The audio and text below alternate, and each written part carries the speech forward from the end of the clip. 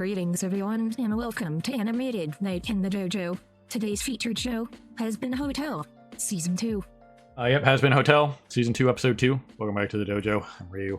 That's Age. We're back for more Animated Night in the Dojo. And well, just coming off the last recording, since these are being released on Wednesdays at midnight. I got nothing for that, but we'll be recording every Wednesday at some point during the day. Today was a little bit later because of what Age is going on.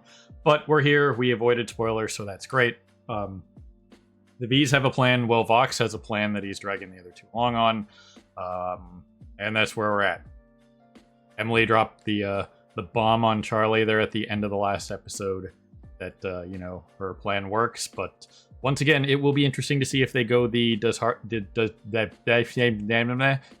did Charlie think that was a hallucination because of, induced stress and everything that she's going through right now? Because Vaggy, not anymore Vaggy, name change pending is, trying to take over more of the responsibilities of the hotel. But as it stands right now, since, the media is portraying them in a certain light that we all saw,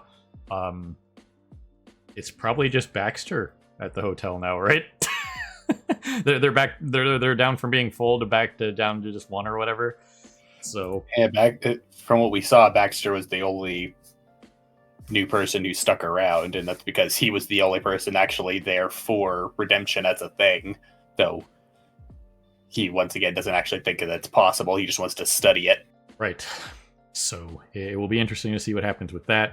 And all the other things that were seeded in Season 1, like the Lilith stuff, the Alistair stuff. Obviously, this season's going to center around the V's. But Vivian has created a gigantic universe here. And with the advent of Amazon getting the rights to Hell of a Boss, the crossovers are definitely going to be a thing. Probably more so in the Hell of a Boss season coming up here shortly. But we might see something here. There were like little references to like the Hell of a team in Season 1 of Hazbin, like they're like on the side of a vehicle or something like that. So really got to pay attention to the background. Can't stress that enough. This show has all kinds of stuff going on in the background, so definitely pay attention to it because some of it is fairly important. So yeah, looking forward to episode 2 here. We'll probably get into the heaven side of stuff, what's going on up there. It was a little bit alluded to by Emily there at the end. So plenty of stuff to get to, but once again, we got 28-minute runtime, so it's going to be basically, almost a whole episode and a half extra as this season progresses. So the runtime is going to be closer to 4 hours than, like 3. So. Yeah, the other thing with the Hell of a stuff is that once again, since they're both Amazon properties, now there's going to actually be potential for direct crossover. There's already a bunch of people that were speculating that we'll probably end up seeing Satan in Hazbin this season. Right. So, sorry, I've not eaten today, and I have to. But anyway. So, again, people, if you're on Patreon, we have a mid-roll ad break that we have to get through, so just like last episode, Age and I will probably be making fun of the ads during that. We'll pause with the timer. But I did see that as long as the autoplay gets turned off, which hopefully there's no autoplay now that there's not another episode to go to yet. We'll just have to see. But usually I like to ping back and forth during the discussion to show off certain things that we're talking about or whatever. But since the episode reset itself on the last one, that kind of messed that up. So if I have to fix that for this one, I will, because there are certain things probably at the end of episodes that I will want to reference and stuff like that. So I'll figure it out. Amazon Player, it's different. It has some cool features like the that X-ray thing that shows like who's like which VAs are talking, or if there's like a musical number, it'll give you like a link to it or stuff like that, or like an IMDb bio, that kind of thing. That's cool. But yeah. Anyway, I apologize. I need to eat during this episode, otherwise I will freaking pass out. So it's like freaking, what is it? It's 10:30 and I haven't eaten all day, literally, and I've been up since like 8 a.m. dealing with nonsense. So I apologize, but I need to get something here. Otherwise, I probably wouldn't make it through this recording. going to be like another hour about. So anyway, again, people on Patreon, we'll get the timer stuff set up for you guys. And if you're over on YouTube on the other side, as always, on the other side of the edit, you'll see the discussion and the Patreon stuff is down there and elsewhere on YouTube and places. So if you want to see that. So we're going to push some buttons and get going here for episode 2 and see what the dealio is with the heaven stuff, more than likely. So there goes something. Well, alrighty then. There you guys have it. Episode 2 is in the books, even though it happened at the same time frame as the first episode. It was just on the heaven side of things.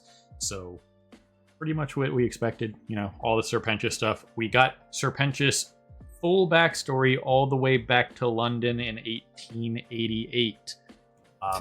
Might have to fact check the whole Jack the Ripper thing, but it's kind of irrelevant.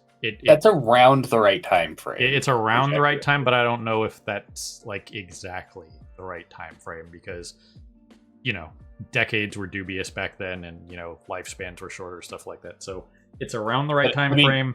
And he very clearly alluded to it being the Jack the Ripper, though, and that he went on to kill 6 people and never even caught. Yeah. So that's what it feels like it was either way. Yeah, it's one of those things where, in the case of his backstory here, based on the Christian teachings and stuff like that, because he chose what he chose to do, that's a sin. But he was considered to be a sinner because of the combinations of things, including apathy and sloth, but primarily the fact that he didn't confront Jack the Ripper here isn't enough to condemn him, but the fact that he never went to the authorities knowing Jack's identity, right, is what condemned him. Right. Because as he said, was a client. Those are the biggest that's the biggest part of that sentence right there. If he wasn't a client, probably would be okay. Reasonably. Yeah, it's like a minor sin, like, you know, sloth of not doing anything or not like reporting the stories. Hey, I saw this guy, you know, it was like, you know, whatever time of night it was, you know, he looked like he was like 5'10", you know, had a weird hat, whatever. You know what I mean? Yeah, like made a police report. Like if you witness a murder and can't identify the guy, that's not a sin. But he specifically knew who Jack the Ripper was. He was one of his clients. He knew who he was. He had all the information that he could have gone to the authorities, but he chose not to. Right. So once again, in the grand scheme of things, not really horrendous, obviously, but still, you know, a sin. But either way, I didn't think we get that kind of huge like backstory for him. But it's neat that they did that, explaining why he went to hell, because the speaker like wanted him to tell his story and whatnot. Which, to be fair, she knows his story. She showed off his selfless act in hell via her, let's call it, magic. The speaker is supposed to be near omniscient because they're literally the voice of God. Right. So it's kind of one of those things where, while she could have just like done Serpentius, this was your life through hell and your sacrifice, and they could have just like watched the movie, it's probably just better for him to say it himself, because it's better for everyone. Yeah, it's better for not only him but everyone present to come to terms with it if he himself explains it and she puts her she freaking term I'm looking for. She vouches for him as it being true. Yeah. Because at the end of the day, if his own testimony doesn't match up, it's a stronger thing if he says it and then she agrees with it, as opposed to her just showing it and him saying nothing.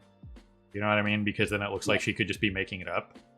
Which, I mean, she's the speaker of God, so I mean, at the end of the day, her word should be fact, law. Just no matter what she says, should be taken as an objective fact. This is heaven we're talking about. So it's kind of weird. We were talking about at the end of the reaction there. Freaking the seraphim run heaven, but the speaker and the Metatron, there's like, I would say there was like 5 beings that like transcend the normal angel hierarchy, which normally the seraphim are at the top of. But the Speaker and the Metatron are the two like most notable ones. But so like Sarah runs heaven, and the Speaker doesn't actually operate to run heaven. That's like what their whole song and dance was up there, basically, of Sarah trying to get the Speaker to actually take a sort of like direct action to help heaven out. But she was basically just like, yeah, no, that's not my job. That's your job. Yeah. Figure it out. Pretty much. It's like, you know, you have to deal with the consequences of certain actions and the fact that Adam's rules were bullshit. They were literally rules he made up on the spot. So that's just what it was. You know what I mean? And again, with the whole thing of them being concerned with, you know, more people from hell wanting to be redeemed, that is the key word in that sentence. They have to want it. It's not just going to happen. You know what I mean? It's not like you're just going to get like all of a sudden all of hell is going to sit there and want to be redeemed. You know what I mean? Yeah, it's a thing of like no one knew it was an option. So neither side was actually trying to make it happen. Right. But now that it has been proven that it can happen, now that sets a precedent for it to continue happening. Yeah. So, like, of all the different demons that Adam killed, sinners that Adam killed, a number of them could have, if given the option, potentially wanted to be redeemed. Right. And that's the issue, obviously. And again, as omniscient as the Speaker is, she was not aware of the hell purges because she gave the flat what face to that. You know what I mean? So yeah, I imagine her power more or less is just like she can see everything that's happened to the person in front of her, but she doesn't get involved very often, and she didn't freaking obviously hasn't like judged Sarah or Adam anytime recently. Right. So either way, you know, pretty much everything we expected out of this episode. We had 3 musical numbers in this one. The Loot one was released a couple days ago. Asia mentioned that. So I didn't know that was a thing, so we stayed away from it. But again, for all intents and purposes of her musical number here, since we're on it, it is her, you know, once again, Adam's in her head, Figment, but still, you know, it's one of these classic scenarios where you see stuff like this. And the fact that they kind of like broke the fourth wall in a way of like, I don't know what you don't know. You know what I mean? Yeah, the Adam hallucination is extremely self-aware. Like from the very beginning, he's immediately like, yeah, no, I'm just a hallucination in your head. Yeah, just flat out. It's not even like not trying to deny it or anything. It's like, I don't know. It's kind of like, what was it? The rat in Ratatouille. Remember how he had always talked to like the ghost of like the chef guy, and the chef guy even in that was like, I don't know, I'm a figment of your imagination. Yeah. How am I supposed to know? I only know what you know. Not quite the exact same thing, but freaking Johnny does similar several times in freaking Cyberpunk. Yeah. Where it's just like freaking V will ask him like, who's behind me, or like if he would potentially know something, and he's just like, the only thing I know is what you know. I'm in your head. Right. I can only see what you can see. I can't see behind you. You can't see behind you. Right. How should I know? So that was kind of an interesting way to just deal with that whole situation. So that should be kind of fun for the rest of the season, is Loot dealing with her illusions of Adam, that kind of thing. Obviously how she felt about him, that kind of thing. And again, I mentioned at the end of the reaction, but again, that whole reason behind that Gravity song is she's going to go kill Vaggie and or name change pending whatever she's going to change her name to, which, you know, that is what it is. The whole eye for an eye thing again. But circling all the way back around to what started this, Adam killed Adam. Charlie didn't kill Adam. You can't be mad about a war you lose when you're the one who started it. You need to be prepared to potentially lose. You know what I mean? Specifically, once again, it's they not only did they start the war, but Adam absolutely refused to back down over it. Like, he had been given several opportunities that he could have just called it a draw. Yep. Or given it an opportunity to actually be resolved further, but he just kept insisting on escalating things. Right. So that is what it is. But, once again, from the objective standpoint, Adam is responsible for Adam's death. Not Charlie, not anybody else. So, it just creates that endless cycle of vengeance, and that's what happens. And that's how the endless cycle of vengeance continues, is crap like this. So... yeah, so now Loot is basically going full renegade and trying to escalate the situation herself, with her main plan being, if she goes and kills Vaggie, then in her mind that will not only make Charlie suffer, but that will escalate the situation, and it'll make Charlie want to come after Heaven and prove her right. Right. Which, again, I mentioned it during the episode. This is your war council? You got nobody else right now. What's Michael up to? Anybody? Just none of the other archangels are up here. We got St. Peter, the door guy, which, again, St. Peter's still a big deal. I get it, but come on. Like he says in the episode, I'm just the door guy. Which, again, who was watching? Door. Yeah, who was watching the door when he was in that big freaking Penchus meeting? Can you imagine? Like, you're at the pearly gates. Hey, you guys know when St. Peter's coming back? Yeah, I don't know. Hanging out. Yeah, then meanwhile, Abel is only here due to nepotism. Yeah. It is what it is. Yeah, Adam was the general, and Adam died, so Adam's son becomes the general. Which is the perfect way to handle any situation like that. I think Abel had some of the best still facial reactions of the whole episode. This one was pretty good, but honestly, the one that took it down was at the end of the Gravity song where, that right there. Yes, that right there. Because he didn't leave. Imagine being so much of a pussy. Adam said it, not me. I'm just, dictating. And not the good kind. Yeah, not the good kind. That you're getting kicked out of your own office. I'd be like, no, you get the hell out of my office. This is mine. This was my dad's. You're here. Get the fudge out. I'm taking these guitars because they're mine now. Full Cartman. They're mine. Not yours. Mine. But yeah, just some of the classic, just comedic facial expressions right here. That was great. If this, in a serious note, does this have ramifications? Is Luke going to now do something about this? Because he potentially heard everything. You know what I mean? So... yeah. Abel himself doesn't seem like he's willing to really commit to anything right now.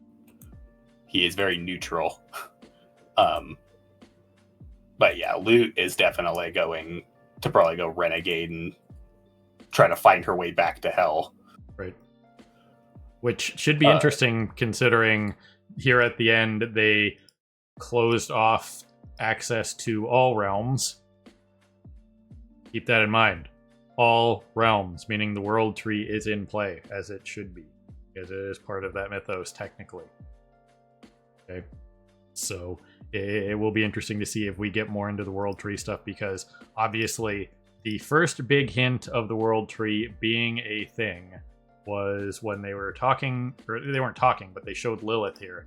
The back of her phone cover is the world tree. Okay. So it's one of those things where they're definitely seeding a lot of interesting things. What they do with this. Hilarious that she has apples there, by the way. Yeah, nice. But they've done a lot of random food stuff like that relating to the characters, like giving her apples there, or Adam's favorite meal being ribs. Yeah, solid. But again, that right there, that's the world tree.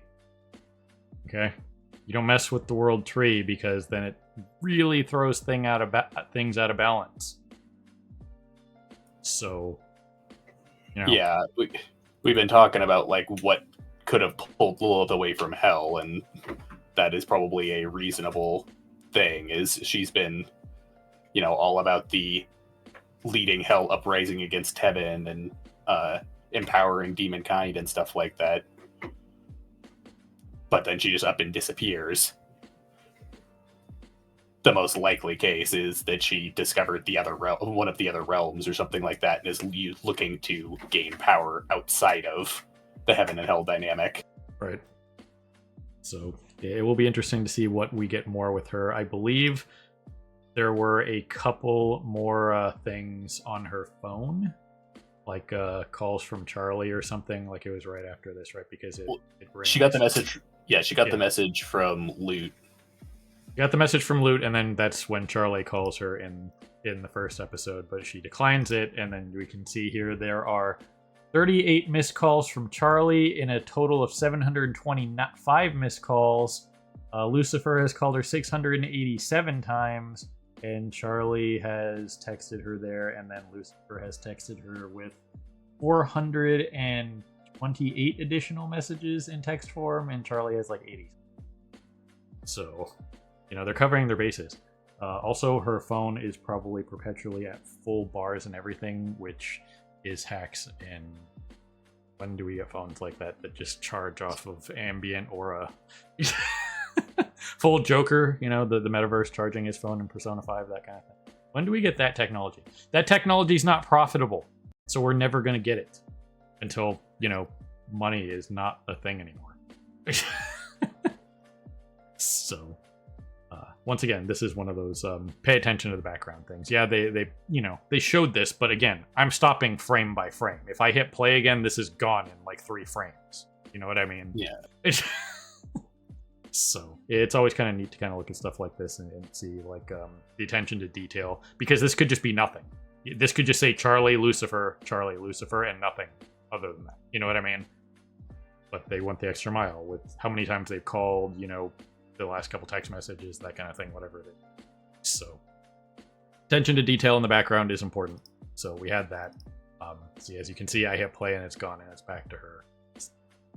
So you always have to look for those like frame perfect things, stuff like that. Once again, Pentius's hat was on full display, so that was fun. We talked about a lot about that in the first season, so it's nice that he still get to keep his hat daily for this now that he's a quote winner. So it will be interesting to see if they keep up like any of the other gimmicks, if any of the other sinners get redeemed, that kind of thing. Like, we still don't actually have a term for a redeemed sinner. Yeah. So like there's the sinners and the winners, but we don't really have a term for a fallen winner or a redeemed sinner. Yeah. But either way, again, solid episode. We got multiple different musical numbers that were solid, and every single musical number in this show has storyline implications. So it's not just a fun, musical number that, adds to the musical ambiance of the show. It has meaning to the plot. Yeah, like, so far most of the music in the series has been musical music, where it's just basically like people singing a story. Which is one thing I will say is a standout thing about Gravity in particular in this episode.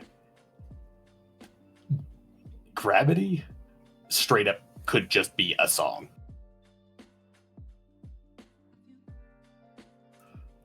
Like, yeah, if you know the context and the story to it, the better. But it straight up could just be a song. Right. Just a standalone from a band you wouldn't know. You know what I mean? So that's another impressive part of that whole thing is there are a couple other songs like that in the series that you could just kind of take and you wouldn't really know that it wasn't, just like on an album. You know what I mean? The closest other song so far was freaking what should we call it? God damn it.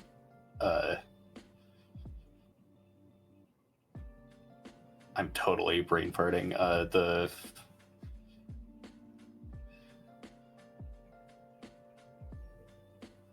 I'm just Shane freaking brain farting in the names department. Loser Baby. But even Loser Baby was still a musical. Right. So either way, lots of implications in this, moving the plot forward. Again, get a better war council, like Michael or something. I don't know. He's around, right? He's still there. He's an archangel. You'd think he would be there for this. Just saying. But yeah, we still haven't really seen much of Heaven's hierarchy. Like, Adam's the only archangel that we've seen so far, and now Abel. Right. And then for the Seraphim, the only Seraphim we know of are freaking Sarah, Emily, and Lucifer. So, either way, solid episode. I think Emily's trying a little bit too hard. She's going to end up smothering Serpentius at some point. Which, props to them for killing the serpent joke. Good job. That was great. I will say that there are a lot of unique designs for the winners in this. You know what I mean? Like these guys here. So these aren't winners. These are the actual angels. Right, yeah. But just like the denizens of heaven in general are fairly unique, like different designs than what you would expect. Some of these are something you would expect, but some of the others were... These are more biblically accurate angels with the whole like rings in the eyes and stuff like that. Right. So it was interesting that they, once again, just like more attention to detail, that kind of thing. How they handle this kind of just extra effort being put into all these different sequences and whatnot. So, even stuff like that, St. Peter can't catch a break. He's just the door guy. Which isn't a bad thing to be, Everybody has their job, right? Then he gets to do a musical number, So, anyway, I'm getting to the end of my rope of brain power for today. So, you got anything else, Age? I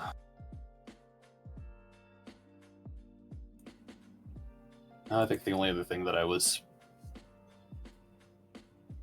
really thinking of was just the freaking difference in the song. Right. So, anyway, ladies and gentlemen, people of YouTube beyond, however you're watching, as always, we appreciate you stopping by and hanging out with us here in the dojo for more animated Night in the Dojo. And this was Hazbin Hotel, Season 2, Episode 2. And we'll be back next week with the next 2 episodes and so on for the next month here. So, once again, the release schedule is every Wednesday at midnight. So, you either stay up late or get up early to avoid spoilers, right? So every Wednesday we're going to probably be getting up and immediately recording, because this is one of those shows, not unlike Ruby and a couple other things, that usually blows up the internet pretty massively. So there is no fucking way we could wait till, Saturday or Sunday to record this, 3 days later. So at least it's only for a month. So whatever. I mean, once again, I've been dodging spoilers since before it even started with Gravity. Right.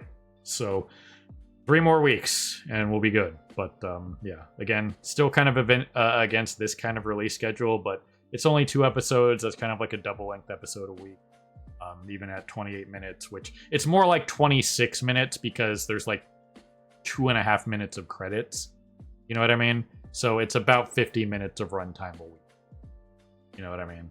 So basically a double-length episode, no different than what we were doing with Peacemaker, that kind of thing. So anyway, I'm looking forward to the rest of the season. We'll be back on Saturdays and Sundays with back-to-back has-beens, since the other slot that was supposed to be taken by One Punch Man just got yanked out because there is no simul dub. So great. solved one of our problems at the very least. So for the next month, we got a bunch of extra stuff to deal with. But since it releases on Wednesday, that's usually way outside of our recording time. But we have to make time for it. So yeah. The one thing I kept meaning to mention, but I forgot, was Serpentis is getting like the full-on Nanachi treatment. I don't remember if I mentioned that in the first season, but Penchus was only meant to be a minor character. But people liked him in the pilot, and he got wrote in as being more major than he was originally intended to be. Right. It's one of those it's one of those characters that you see every once in a while where don't think your feedback doesn't matter. Yeah. Okay. As much as people like to complain about stuff way more than they praise things in general, and here we try to stay as objective as possible, if you like something, don't be afraid to say so. That is how you get characters like Mei from My Hero Academia getting major, plot points and stuff like that. You need to voice the positives as well as the negatives. Like, if there's a minor character that you think could bring more to the story if the author put more into it, say so. You know what I mean? They're obviously going to be listening. You know what I mean? So, yeah, it's one of those things where your opinion's always going to matter, and don't forget to voice the pros as well as the cons. Okay?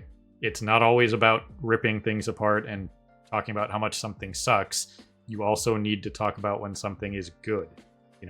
It's one of those things where, yeah, usually I go out of my way to, like, if I got, say, this Elgato right here, it's functioned flawlessly for me since I bought it.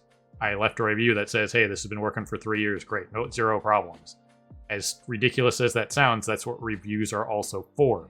You need to not just see the, oh, well, I got mine and the button stuck and it's terrible. And those are the only reviews you see. Just because people don't review stuff positively most of the time, I think the world would benefit more if people just took the time to say, hey, I bought this thing, it works great. I've had it for a year, I've had zero problems. Just do it, because that makes people more likely to look at something, oh yeah, okay. Because you can't always take silence as, also going to be negative. You know what I mean? In general, you kind of have to expect more of the good to be silent, because in general, people are more likely to speak up when they're complaining about something they don't like. Yeah. If they like something, they're more likely to just not necessarily take it for granted, but just not freaking even think to say something. Right. So it's always important to say something. You know what I mean? In both directions. Just as much. It has an equal effect. So that's just something to think about. But as always, ladies and gentlemen, people YouTube beyond, we appreciate you stopping by, and have a good morning, evening, afternoon, whatever it is for you, and see you next time. Hey everyone, Victoria here. If you enjoyed the video, please consider pushing those like and subscribe buttons. Your support is greatly appreciated. Thanks again for your time, and we hope to see you again in the future.